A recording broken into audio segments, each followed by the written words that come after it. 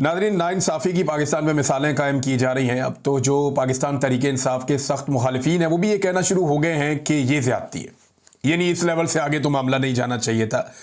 जिन सबूतों की बुनियाद के ऊपर सज़ाएँ इदारों को मिलनी चाहिए थी कि ये क्या सबूत और गवाह आप लेकर आए हैं, ऐसे भोंडे मुकदमात आपने बनाए हैं जिन पर जुर्माने हुकूमत को होने चाहिए थे, उनके ऊपर मासूमों को उठाकर जेलों में डाला जा रहा है। ये एक एक लम्हे की सज़ा का हिसाब देना पड़ेगा। ये जो लोग आज खुदा बने हुए हैं या फिरौन बने हुए हैं ना, जो उठा के इंसानों को कत्ल कर देते हैं, जेलों में डाल देते हैं, जबरी तौर पे लापता कर देते हैं, इन तमाम लोगों को आखिरत भूल गई है।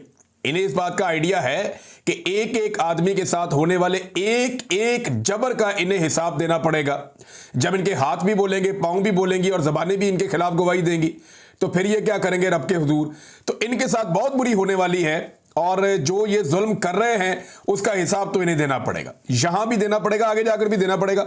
बहरहाल ये सबूत तो बहुत ही फारिग नौइयत के थे, लेकिन यास्मीन राशिद जैसी खातून को, जिन्होंने हमेशा बड़े दिल का मुजाहरा किया, जिन्होंने बुरे हालात में नवाज शरीफ को अस्पताल पहुंचाया, पूरी फैमिली को फैसिलिटेट किया, और नवाज शरीफ उन्हीं के दौर में पाकिस्तान से निकलकर बाहर चला गया झूठे अपने मेडिकल्स बना के, और उस खातून के साथ जुल्म इसलिए किया जा रहा है कि वो खातून नवाज शरीफ को इलेक्शन हरवा चुकी जेल में बैठ के, उसने नवाज शरीफ को शिकस्त दी जेल में बैठ के, और वो कैंसर की पेशेंट है, 70 साल से ज्यादा उनकी उम्र है, लेकिन बहादुरी की मिसाल कायम कर दी इन लोगों ने।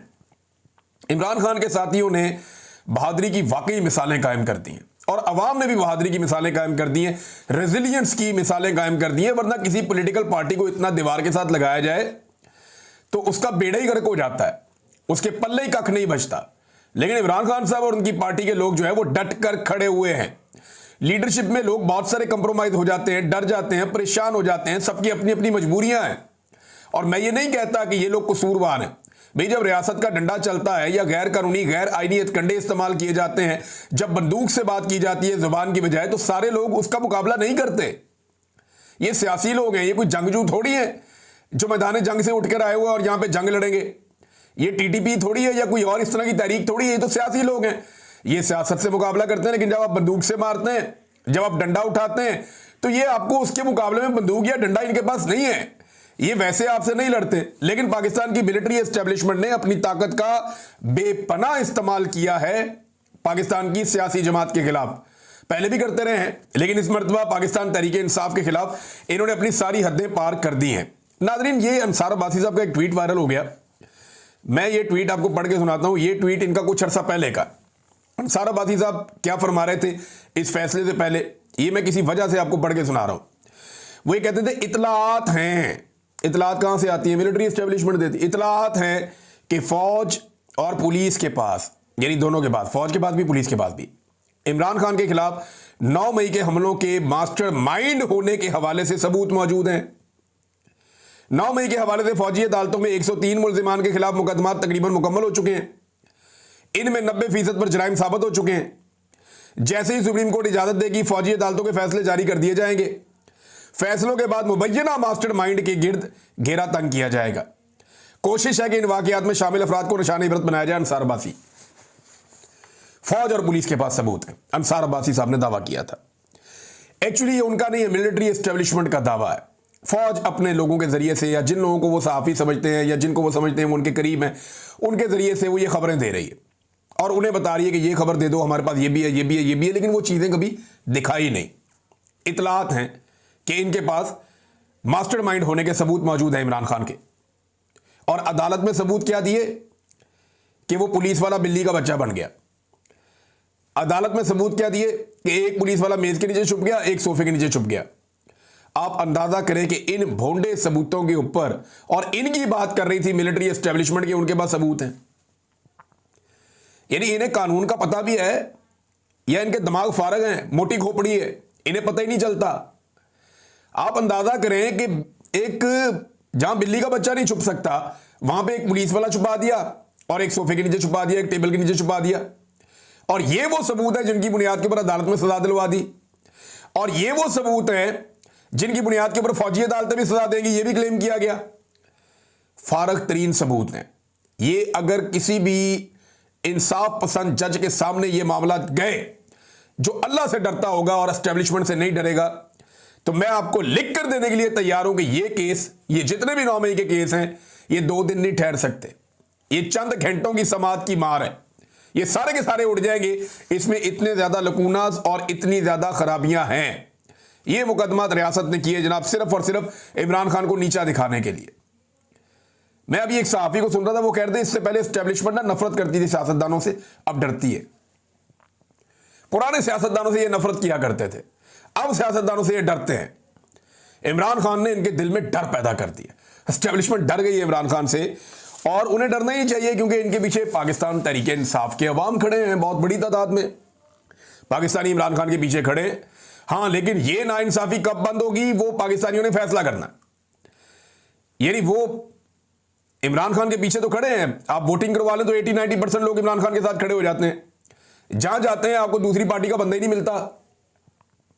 लोग इमरान खान को वाहिद ऑप्शन के तौर पे देख रहे हैं, लेकिन क्या वो लोग संजीदगी से अपनी फिजिकल एफर्ट कर रहे हैं? तो अभी तक नहीं कर रहे। जिस वक्त ये लोग बाहर आए और उन्होंने मामला अपने हाथ में ले लिए, इनकलाब पूरी दुनिया में आता है, मुस्लिम मुल्कों में आता रहता है, पुरअमन एहतजाज सबका हक है।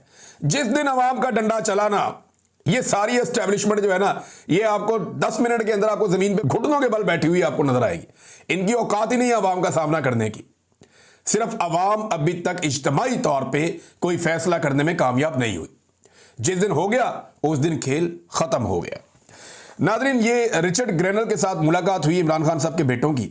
उस पर एक ट्वीट जो है वो रिचर्ड ग्रेनल ने की, और उसके बाद एक ट्वीट इमरान खान साहब के बेटे ने की।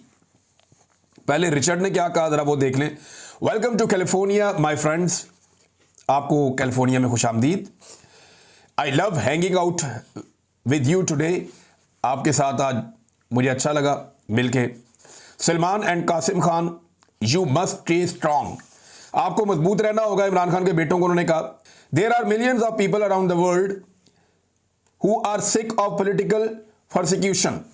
अब इसको जरा समझे, आप वो ये कह रहे हैं कि दुनिया में लाखों करोड़ों ऐसे लोग हैं जो सियासी इंतकाम का निशाना बन रहे हैं या उससे परेशान हैं। यू आर नॉट अलोन, आप तन्हा नहीं हैं। अब इस ट्वीट का आप जो मर्जी मतलब निकाल लें। देखिए, डोनाल्ड ट्रंप ने फील्ड मार्शल से मुलाकात के बाद पाकिस्तान के हवाले से कुछ अलग फैसले किए हैं। उन्हें मादनियात मिल जाएंगी, इसराइल को तस्लीम करने वाला मामला है अब्राहम अकॉर्ड वाला, और वो आपके वुज़रा आजकल बहुत छलांगे मार रहे हैं कि जनाब ये हमें कर गुजरना चाहिए।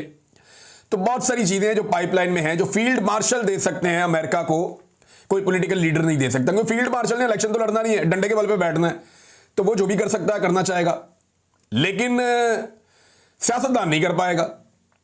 उसने जाके पब्लिक से वोट मांगना है, फील्ड मार्शल ने पब्लिक से वोट थोड़ी मांगना है, उसने तो पब्लिक को डंडे मारने हैं। तो ये फर्क तो रहता है, ये फर्क रहता है। लिहाजा जो रिचर्ड ग्रेनल हैं, ये अब उस तरह से एक्टिवेट नहीं हुए जिस तरह वो पहले माजी में थे, और उन्होंने कहा जी आपकी तरह लाखों करोड़ों और लोग भी हैं दुनिया में, तो आप तनहा नहीं हैं जो सियासी इंतकाम का निशाना बन रहे हैं या इससे परेशान हैं, और लोग भी हैं, आप मजबूत रहिए। ये मशवरा रिचर्ड ग्रेनल ने दिया। उसके बाद कासिम खान का ट्वीट पढ़ते हैं। कासिम खान ने कहा कि हमारे वालिद इस मुल्क के लिए सब कुछ कुर्बान कर दिया, अपनी राहत, सकून और सलामती छोड़कर पाकिस्तान के मुस्तकबिल की खातिर जिद्दोजहद की। आज वो खामोश कर दिए गए हैं, अजियत में हैं, कैद में हैं, और हमसे मुकम्मल तौर पर जुदा कर दिए गए हैं, राब्ते मुनक़ता हो गए। जब से हमें शऊर आया है, उन्होंने मुझे और मेरे भाई को सिखाया कि करप्ट हुकूमत कितनी तबाहकुन हो सकती है। आज उन्हें इसी जुर्म का इल्ज़ाम दिया जाना एक सफाक और नाकाबिले बर्दाश्त सितम ज़रीफ़ी है। वो कह रहे हैं जी मेरा वालिद खुद करप्शन के खिलाफ सारी ज़िंदगी लड़ता रहा और उसी के ऊपर करप्शन के मुकदमात बना दिए, ये बड़ा जुल्म है, सितम ज़रीफ़ी है। रिचर्ड ग्रेनल को मिलने के बाद, इससे पहले उन्होंने अपने वालिद के करप्शन के केसेस के ऊपर बात नहीं की थी, तो ऐसा लगता है कि अमेरिका में उन्हें ये बताया गया है कि शायद मैं ये अपने अंदाजे से कह रहा हूँ, इस ट्वीट पे मुझे थोड़ी सी झलक नज़र आ रही है कि शायद अमेरिका में पाकिस्तान की एस्टेब्लिशमेंट ने ये समझाया कि इमरान खान ने करप्शन की हुई है, शायद, और ये चीज़ें उनके सामने आई तो फिर उन्होंने शायद इसके ऊपर एक स्टेटमेंट इस तरह का दिया कि इमरान खान तो करप्शन के खिलाफ जद्दोजहद करता था, मुझे और मेरे भाई को समझाता था हमारा वालिद, तो उसके ऊपर भी इस तरह के इल्ज़ाम लग गए हैं। तो ये एक सफाक और नाकाबिले बर्दाश्त सितम ज़रीफ़ी है, एक जुल्म है, ये उन्होंने कहा। नाज़रीन, मौजूदा हुकूमत जो है उसकी मौजें लगी हुई हैं और एक मरतबा फिर पाकिस्तान में गैस और पेट्रोल मजीद महंगा करने की तैयारी की जा रही है। पिछले वीलॉग में मैंने आपको सुनवाया कि पाकिस्तानी क्या कहते हैं इस बारे में। पाकिस्तानी भरे हुए थे। अभी 9 मई के हवाले से हम सर्वे करवा रहे हैं, एक आधे दिन में आपको सुनवाएंगे कि 9 मई के फैसलों पे जो अदालती फैसले आए हैं उन पे पाकिस्तानी अवाम का रद्द-ए-अमल क्या है। लेकिन गैस और पेट्रोल मजीद महंगा करने की पाकिस्तान में हुकूमत ने तैयारी कर ली है। जबकि एक और बड़ी इंपॉर्टेंट खबर वो ये है कि ऑडिटर जनरल की रिपोर्ट के मुताबिक बिजली के 2,78,000 सारिफीन को 47 अरब 81 करोड़ रुपए के इजाफी बिल भेजे गए हैं। अंदाजा करें आप, लगभग 3.25 लाख से ज्यादा जो घर हैं उनको इजाफी बिल अरबों रुपए के भेज दिए गए हैं। और ये इलेक्ट्रिक सप्लाई कंपनियां लाइन लॉसेज और नाकिस कारकर्दगी छुपाने के लिए ओवर बिलिंग में मुलव्वस हैं। ये ऑडिटर जनरल की रिपोर्ट है, मैं नहीं कह रहा, सरकार की अपनी रिपोर्ट है। और 8 कंपनियां ऐसी हैं, ये डिस्ट्रीब्यूशन कंपनियां हैं जो बिजली डिस्ट्रीब्यूट करती हैं और बिल इकट्ठे करती हैं। इन्होंने 244 अरब की ओवर बिलिंग की है, ये उसके अंदर मुलव्वस हैं। अवाम की जेब पे 244 अरब का डाका डाला। बिजली में ये डाका डालते हैं, चीनी में ये डाका डालते हैं, आटे में ये डाका डालते हैं, पेट्रोल में ये डाका डालते हैं, हर चीज में अवाम की जेब के ऊपर ये डाका डालते हैं। और बाद में ये अवाम के हमदर्द बन के बैठ जाते हैं। फिर वो टिकटॉकर बयान दे देती है कि मेरे अब्बू का दिल दुख गया, वो मीटिंग छोड़ के चले गए।